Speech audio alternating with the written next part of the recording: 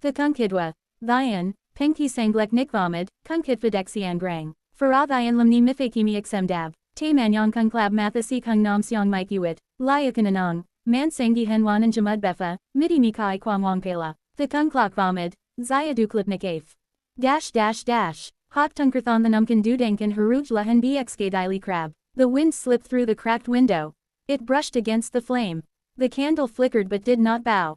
I stood in the center of the dark room. My breath felt thick. The air tasted like old dust and forgotten memories. The walls loomed close. Their peeling paint curled like brittle skin. A cold smell rose from the floorboards. The candle's light trembled. It cast long shadows that stretched toward me. Every shadow leaned as if it wished to whisper. A sudden thump echoed above me. The ceiling groaned. Something heavy dragged across the attic floor. My heartbeat thudded against my ribs. My palms grew damp. The wooden door behind me pulsed with each sound. I lifted the candle. Its flame stretched upward as though it sensed something unseen. The warmth on my fingers felt strangely alive. Another thump answered from the attic. The dragging sound grew slower. Closer. The candle flame swayed toward the staircase. As if pulled by a breath that did not belong to me. My skin tightened along my arms. I stepped forward. The boards creaked under my weight. The air thickened as though someone watched from the dark. Then the candle brightened. Its light sharpened into a thin, steady blade. It pointed directly toward the attic door. A whisper rose behind the wood. Low, wet. I felt the sound slide into my ears. A cold pressure pressed against the back of my neck. The candle refused to dim. Its flame leaned forward, as if eager to reveal what waited above. I tightened my grip on the candle. Its wax felt warm, almost soft, as if it pulsed with a faint heartbeat. The flame held its sharp, steady shape. It guided my eyes to the attic door with a silent command. The whisper behind the wood shifted. It stretched into a slow inhale. The door shuddered as though the breath pushed against it from the other side. The air chilled so quickly that my lungs trembled with each breath. I moved one foot toward the staircase.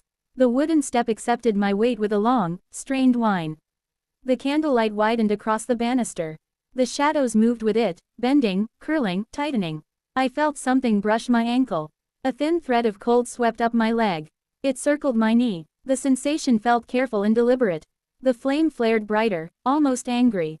I forced myself up the next step. My throat felt dry, as if the darkness absorbed every drop of moisture. The house felt smaller. The walls pressed inward, inch by inch, like they wished to keep me from turning back. The attic door trembled again. A low scraping sound pushed through the gap beneath it. It carried the smell of damp earth and old metal. The scent wrapped around my face and pulled at my stomach. I reached the top step. The candle's flame turned from gold to a pale, cold blue. It hissed softly, a sound like breath forced through clenched teeth. The door handle twitched. A single metallic click echoed in the tight hallway. My fingers hovered near the handle. The metal looked darker than before. Almost wet. I felt the faint warmth of the flame push against my hand as if urging me to continue. A shape moved beneath the door. A slow bulge rose in the wood. The whisper returned, deeper than before, and the boards beneath my feet vibrated with each syllable. The candle did not waver. The blue flame leaned toward the bulge in an unbroken line. My heart pounded so loudly that it drowned the whisper for a moment. The candlelight crawled across the walls of the narrow landing. It revealed faint claw marks beneath the chipped paint. Thin grooves, uneven spacing, fresh. The whisper changed again. It pressed through the door like a hand pushing into damp cloth. I felt it inside my skull. A cold tingling crawled down the back of my neck. My jaw locked as if the sound wished to hold it closed. The candle pushed back. The flame rose taller, splitting into two narrow tongues of blue. The heat grew intense against my knuckles. The flame felt aware, alert, defiant. Something struck the attic door from the other side. The wood buckled. Dust drifted from the ceiling like falling ash. A long crack split across the surface. Light seeped into it from the flame, cutting into the darkness beyond. My breath staggered. My vision blurred at the edges. The heat from the candle crawled up my wrist like a live thing. The door strained again. Another impact shook the frame. The walls shuddered as though the entire house flinched. I stepped back one pace. The candle forced itself forward, dragging my hand with a sudden jerk. The pull felt like fingers made of fire gripping my bones. The flame whipped forward, straightening into a thin spear of blue light. The crack in the door widened. Something moved behind it, not fast, slow, purposeful. A wet sound accompanied each shift, like soaked cloth dragging across stone. The flame hissed again, a sharp, deliberate sound that cut through the heavy air. The noise from the attic paused. The silence that followed felt thick, almost solid. My ears rang inside it. Then a breath pushed through the crack. A cold mist spilled out and slid across the floor. It curled around my ankles. It climbed my calves. It moved with a strange focus, as though it examined the shape of my legs. The candle's blue flame pressed downward. The mist retreated only a little. Not enough. The crack split further. A long, pale fingertip emerged. The nail was dark and curved.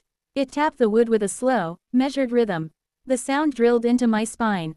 I could not look away. The candle would not allow it. The flame brightened until it seared white at the center. Heat surged along my arm. The air warped around the light. The fingertip curled. A second finger slid through the crack. Then a third, each pale shape bent at unnatural angles. The joints moved as if they learned how to bend only a moment ago. The whisper returned. It wrapped around my lungs. It pulled at my breath. The candle thrust itself toward the widening gap. The fingers twitched. They pressed against the edge of the crack. They pulled. The wood groaned as the gap stretched wider. The candle flame roared without sound. Its light tore through the dim hallway with a violent pulse. The fingers paused. They shook once, then tightened their grip on the wood. The gap expanded again. Something larger pushed behind the fingers. A shape with no outline. A mass that shifted like smoke trapped in flesh. The candle's heat surged. The flame leaned so far forward that it nearly touched the crack. The light carved a glowing line across the pale fingers. The skin sizzled. The fingers jerked back with a sudden, sharp motion. But they did not disappear. They clutched the wood again. Harder. The whisper grew louder. It sank through the floor. It climbed the walls. It pressed into my chest with the weight of a rising tide. The candle lifted itself higher. The flame swelled. Its glow crawled across the creature behind the door. For the first time, I saw the faint outline of a face. Long, distorted, watching me with hollow patience. My breath froze inside me. The attic door bowed outward as if the creature leaned against it. The flame flashed in response. The whisper sharpened into something else. A voice forming, shapes it had never spoken before. The door frame cracked. The creature pressed closer, and the candle refused to die. The attic door trembled under the creature's weight. The crack widened just enough for its shadowed form to gather itself, ready to force its way through. The whisper curled into a single rising note. A plea, a threat, a hunger. The candle's flame rose so tall that it brushed the low ceiling. Its blue light blazed with fierce clarity.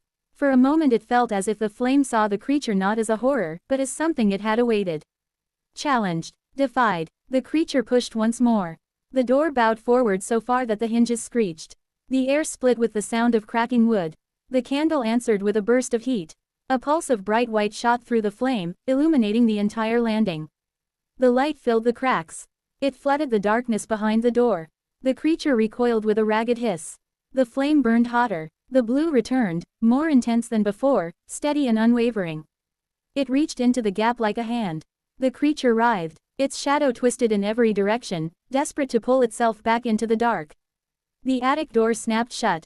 The hinges clattered. The wood sealed with a sudden, sharp thud that echoed through the entire house. The whisper died at once. The pressure lifted from my chest. The cold slid away from my legs. The landing fell silent except for my unsteady breathing. I lowered the candle. Its flame softened to gold again, small and calm, as if nothing had happened. The wax cooled against my fingers. The house settled around me with slow, gentle creaks. I stepped back down the staircase. The walls no longer leaned inward. The air felt lighter. The shadows no longer reached for me. At the bottom of the stairs, I paused and looked at the flame. It burned with quiet confidence, untouched by fear, untouched by darkness. Outside, dawn pushed a pale glow through the window. The candle's light flickered once in greeting, as though satisfied. I set it on the table. The flame held steady, warm and bright. It had guarded me. It had challenged what waited above. It had refused to die. And as the morning light filled the room, the candle continued to burn. Calm, constant, and undeniably alive.